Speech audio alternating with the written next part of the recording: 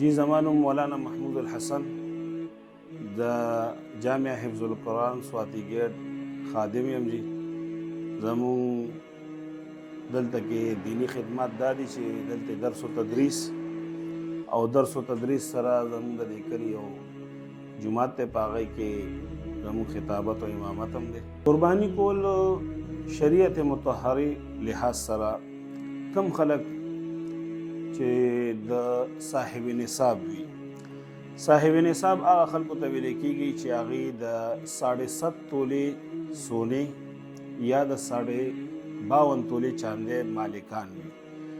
اضافي مال هغه مال چې د هغې په استعمال کې نه وي، مطلب هغه اضافي مال وي د دې د خرچ وغیره نه علاوه وي، هغه مال ته ویل کېږي. نو دا مال چې چا سره هم وي هغه باندې قرباني واجب ده، په دې باندې کال تېرېدل هم شرط نشته.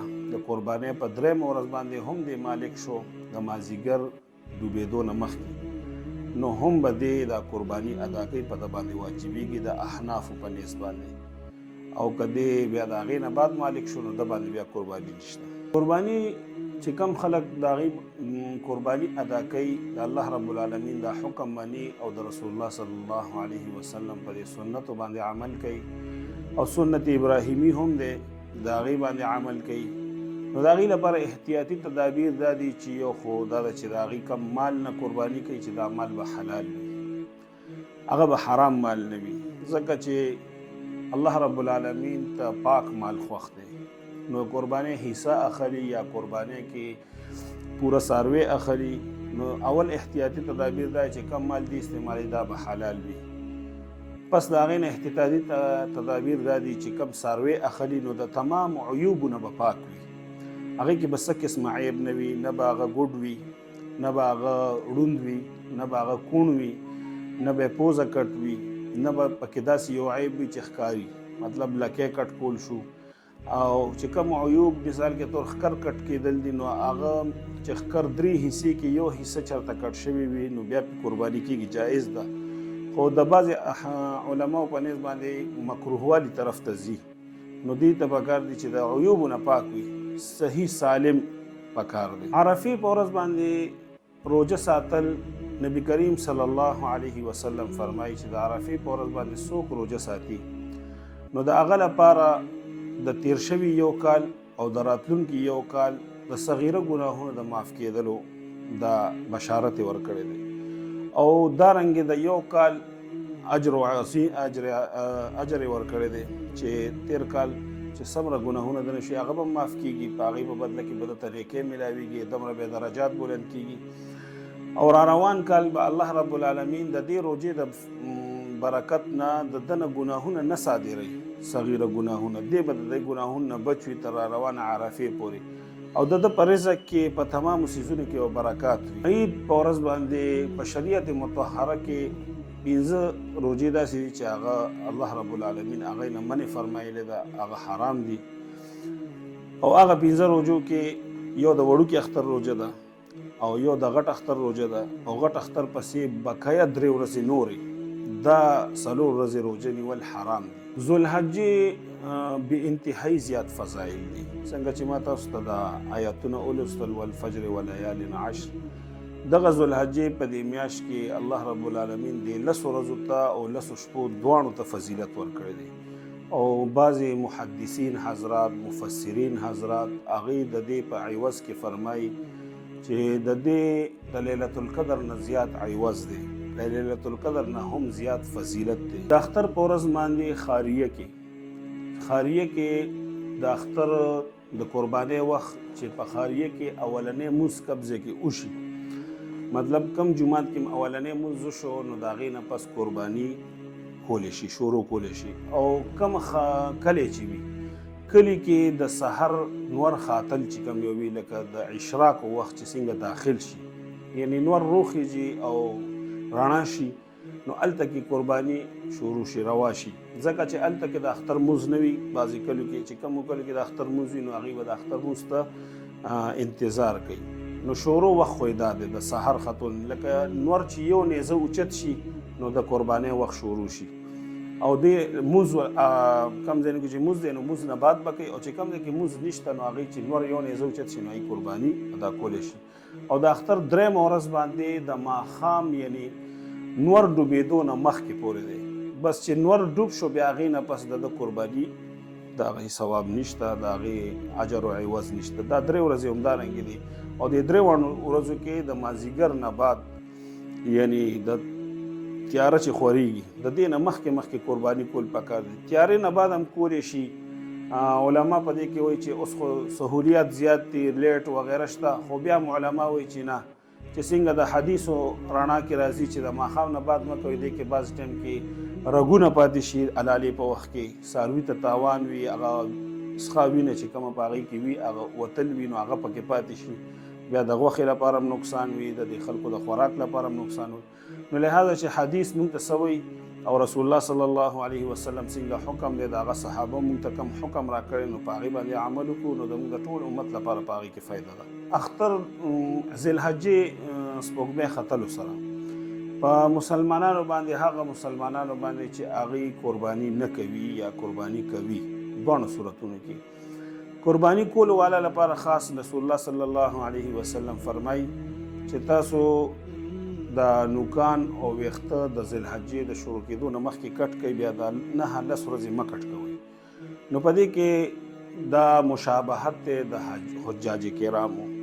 نو کوم خلکو له چې الله وس ورکړی خو هلته لاړ شي، کومو له چې الله وس نه دی ورکړی دلته کې وي او قربانیان یې کوي، نو دوی ته پکار چې نوکان او ویښته کټ نه کړي.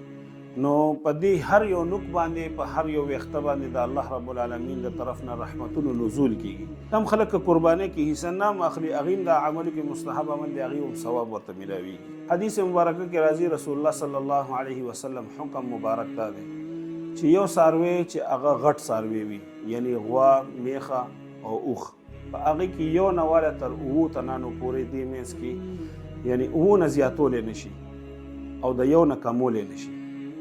نو د هغې مطلب دا دی چې 7 تنان په یو څاروي کې حصه واخلي او د هر یو تن حصه به برابر وي. دغه 7 حصې برابر په غټ څاروي کې کولی شي. که یو سړی په یوازې باندې واخلي هم دا څاروی قرباني په یوازې باندې کېږي، که په 2 تنانو باندې حصه واخلي نیم نیم خپلو کې تقسیم کړي هم یې قرباني کېږي، په 3 باندې واخلي 3 باندې تقسیم کړي هم یې کېږي، 4 باندې واخلي هغه قرباني هم کېږي، 5 باندې هم کېږي، 6 باندې هم کېږي، 7 باندې هم کېږي. جفت او طاق پکې دغه نشته منحوظ، خو طاق عدد له لږ فضیلت معمولي غونته کې د جفت په نسبت حاصل دی.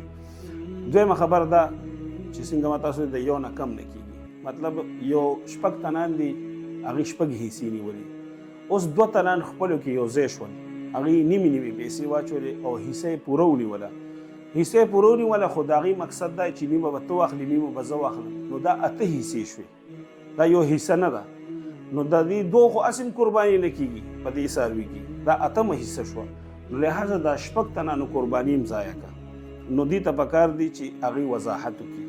او بل دا چې حصه به پوره تقسیمیږي، کم او زیاته به نه وي. که کم او زیات راځي نو خامخا په زړونو کې خلش پیدا کېږي او د هغې د وجې نه د ټولو قرباني خرابېږي. نو یو خو دا شو. دویم دا وړوکي څاروي چې ګډ دی او چیلی ده، چیلي دي، څومره چیلي، په دې کې د یو نه زیات نه کېږي، یعنی یو حصه پکې پوره کېږي. که هغه ګډ ډېر غټ ولې نه د غویو عمره ګډ ولې نه وي، په هغې کې هم یو حصه کېږي، هغې کې زیاته نه کېږي. دویمه ده چې د قرباني لپاره چې کوم ده اوښان دي، بیا د دې عمرونه هم پکار دي. لکه ګډ لپاره صرف واحد په تمامو زناورو کې ګډ ته صرف دا یو نبي علیه السلام ویلي چې یو ګډ داسې وي چې د هغې عمر 6 میاشتې یا 7 میاشتې یا 8 میاشتې وي او دې د کال ګډانو کې پرېږدي او دې د کال برابر ښکاري، نو په ده قرباني کېږي. بقایا چیلی چې دی د هغه به 1 کال عمر پوره وي. دارنګې غوا ده یا میخه ده چې دې کې کم یو زناور هم وي، د هغې به 2 کاله عمر فکس پوره وي. غاښونو له اعتماد نشته، ځکه چې بعضې علاقو کې ګرمایش زیات وي او بعضې کې یخني زیاته وي، نو د هغې د وجې نه د دې په غاښونو په صحت باندې اثر غورځېږي راغورځېږي. خو چې عمر یې پوره وي غاښونو له اعتماد نشته، نو هغه باندې څاروي کېږي. او اوښ لپاره چې دی هغه 15 کاله ضروري دي، 15 کاله به د ده عمر پوره کېدل پکار دي. که 15 کال نه یو ورځ کمه وي نو د ده باندې قرباني نه کېږي. غټ څاروي کې د 2 کال نه یو ورځ کمه وي بیا په ده باندې قرباني نه کېږي. په چیري کې یو ورځ کمه وي نو هم د قرباني نه کېږي. صرف واحد د ګډ لپاره دا استثناء حاصله ده چې هغه صحت لحاظ سره دروند وي او عمر یې کم وي. مثال کې طور چې شپږو نه کم نه وي، شپږو نه بره 7 میاشتې وي، نو په ده باندې قرباني جایز ده. قربانۍ لپاره چې کوم شریکدار سړی ځان سره شریک کوي نو د هغې حیثیت ته، د هغې روزګار ته، د هغې نوکرۍ ته کتل پکار دي چې یو خو نن سبا وخت کې معاشره کې دا سود ډېر زیات شوی دی، په هر لحاظ سره سود زیات شوی دی. څوک انډر پلو په نوم باندې دي، څوک بعضې خلکو د کشتونو نوم ورکړی. بعضې کشتونه خو صحیح حلال دي، هغه خو علماو د فقهاو په هغې باندې فیصله ده چې هغه صحیح دي. هغه کشتونه دي چې مثال کې طور یو سړی دی یو موبایل یې واغېستو یا مثال کې طور ګاډی یې واغېستو او مخکې نه قیمت طی شي چې مثال کې طور د دې نقد قیمت 10 لکه روپۍ دی او په کشتونو باندې په 12 لک روپۍ باندې دی. بیا وروستو په هغې باندې که یو کش لیټ شي یا کم شي نو دې باندې دا پیسې زیاتېږي نه جرمانې په طور باندې. که دا خبره جرمانې طرف ته ووته چې نوم یې ولې د جرمانې ورکړي خو اصل کې هغه سود وي، انټرسټ وي چې هغه هر یو معامله کې وي. مونږ خو صرف دا یو مثال پیش کړو چې ګاډی شو، نو لہذا دا بیا سود طرف ته وړي. د فقهاو دا متفقه فیصله ده.